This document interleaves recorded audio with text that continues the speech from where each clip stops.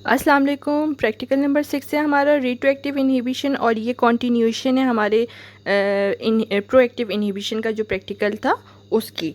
तो आइए देखते हैं कि रिट्रोएक्टिव इनहिबिशन का कॉन्सेप्ट कैसे स्टडी किया जाता है। कंटेंट्स हैं हमारे पास, सेम कंटेंट्स हैं जो कि हमने प्रोएक्टिव इनहिबिशन या इंटरफेरेंस भी कह सकते हैं उसमें देखे थे।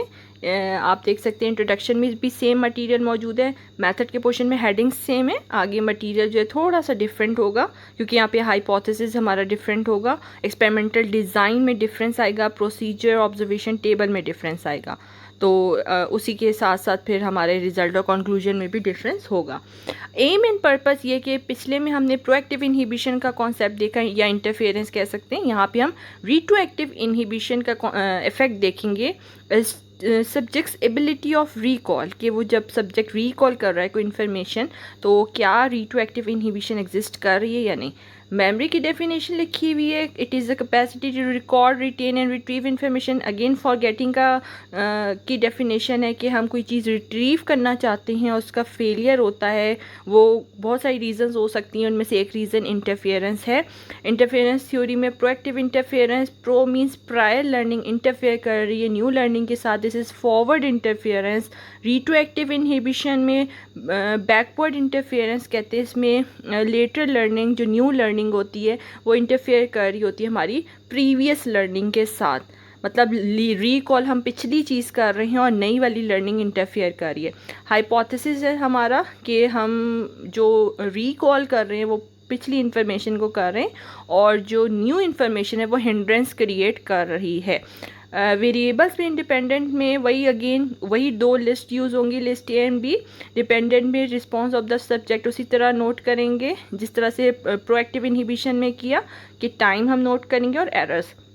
अपरेटस एंड मटेरियल बिल्कुल सेम है, list A and list B use होती है, मेमोरी ड्रम, एक्सपोजर बोर्ड भी कहते हैं उसको। Then stopwatch, paper pencil and graph paper. तो ये चीज़ें जो हैं वो यूज़ होती हैं इन प्रैक्टिकल्स में। इस प्रैक्टिकल में मेथड का पोर्शन कंटिन्यू हो रहा है, experimental detail, experimental subject detail, control subject detail. तो ये आपको पहले बता चुकी हूँ कि ये सारी इन्फॉर्मेशन लिखनी होती है। उसके बाद एक्सपेरिमेंटल डिज़ाइन, यहाँ पे डिज़ाइन में डिफरेंस ये है कि यहाँ पे जो है वो कंट्रोल ग्रुप जो है लिस्ट ए को लर्न करेगा और लिस्ट बी के टाइम पे रेस्ट पर होगा और रिकॉल लिस्ट ए करेगा। एक्सपेरिमेंटल ग्रुप का पहले भी बताया था कि दोनों जो फेजेस होते हैं या दोनों ट्रीटमेंट्स या दोनों जो कोई भी चीज़ हो अप्लाई होती हैं एक्सपेरिमेंटल ग्रुप पे, हर तरह की कंडीशन अप्लाई होती है। तो ये दोनों लिस्ट याद करेगा, लिस्ट ए भी याद करेगा, लिस्ट बी भी याद करेगा, लेकिन रिकॉल जो फाइनल रिकॉल है वो लिस्ट ए होगी। ये दोनों लिस्ट आपको पहले भी दिखाई थी और ये नॉनसेंस वर्ड्स की लिस्ट है, अगेन रिपीट कर देती हूँ, बनाने का तरीका भी बता देती हूँ आपको। सेंटर में वॉवल होता है, साइड पे कॉन्सोनेंट्स होते हैं। अगर आपके पास ये लिस्ट अवेलेबल ना भी हो तो आप खुद भी बना सकते हैं। दोनों लिस्ट में 12 जो है वो वर्ड्स मौजूद हैं और ऐसे वर्ड्स हैं ये जो कि जिनका मीनिंग नहीं होता, नॉनसेंस वर्ड्स, इसलिए इनको कहा जाता है। मेथड में again experimental and control group मौजूद है। एक्सपेरिमेंटल ग्रुप और कंट्रोल ग्रुप दोनों पहले लिस्ट ए लर्न करेंगे, हम लिस्ट देंगे या एक्सपोजर बोर्ड से एक्सपोज करवाएंगे। जब वो याद कर लेगा आपके सब्जेक्ट्स दोनों तो वो हमें बताएंगे कि मुझे अब याद हो कि आप सुन लें। हम जो है वो सुनना शुरू करेंगे, साथ ही स्टॉप वॉच ऑन कर देंगे, टाइम नोट करेंगे जितने टाइम में वो रिकॉल करेगा, एंड देन एरर्स नोट करेंगे कि कितने एरर्स किए। एरर करेगा तो दोबारा लिस्ट जो है वो उसको याद करने को करवाई जाएगी और फिर दोबारा सुनी जाएगी जब तक कि एरर रेट 0 ना हो जाए। तो ये वाला जो फेज़ है ये दोनों के लिए होगा, एक्सपेरिमेंटल सब्जेक्ट के लिए भी और कंट्रोल सब्जेक्ट के लिए भी होगा। सेकेंड फेज़ में हमारा जो कंट्रोल सब्जेक्ट है वो रेस्ट पर होगा और जो एक्सपेरिमेंटल सब्जेक्ट है वो हमारा लिस्ट बी लर्न करेगा। अगेन उसी तरह से उसको लिस्ट याद कराई जाएगी, वो हमें सुनाएगा, हम उसके एरर्स नोट करेंगे, टाइम नोट करेंगे जब तक कि एरर रेट 0 ना हो जाए। थर्ड फेज़ में हमारे पास हम थर्ड फेज़ स्टार्ट करने से पहले 10 मिनट्स का रेस्ट भी देंगे दोनों सब्जेक्ट्स को, और थर्ड फेज़ जो है उसमें हम रिकॉल दोनों हमारे सब्जेक्ट करेंगे लिस्ट ए और उसी तरह टाइम और एरर हम नोट करेंगे जब तक कि एरर रेट 0 ना हो जाए। तो देखते हैं कि ये सब कुछ कर लेने के बाद जो है वो टेबल हमारा कैसे बनता है। टेबल में आप देख सकते हैं पहली लिस्ट जब याद की दोनों ने तो दोनों ने एक जैसी ट्रायल्स ली और टाइम नोट किया, हमने एरर्स नोट किया और दोनों ने 5 ट्रायल्स में इसको कंप्लीट कर दिया। एक्सपेरिमेंटल सब्जेक्ट या ग्रुप कह सकते हैं और कंट्रोल सब्जेक्ट या ग्रुप कह सकते हैं। ऑब्जर्वेशन टेबल नंबर 2 और इसमें यह है कि हमारा जो फ़ेज़ 2 में कंट्रोल ग्रुप जो था वो या कंट्रोल सब्जेक्ट रेस्ट पर था।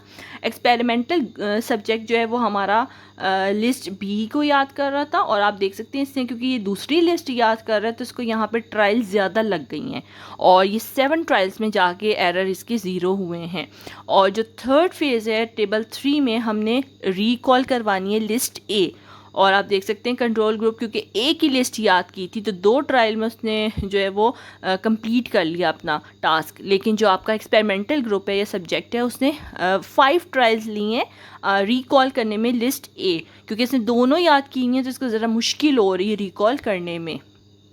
अगेन वही experimental report, control subject report and experimental subject report, ये तीनों रिपोर्ट्स जो हैं वो लिखनी होती हैं, और आपके सब्जेक्ट को क्या फ़ील हुआ प्रैक्टिकल के दौरान वो सब कुछ, एंड देन एक्सपेरिमेंटर भी अपनी राय का इजहार करता है।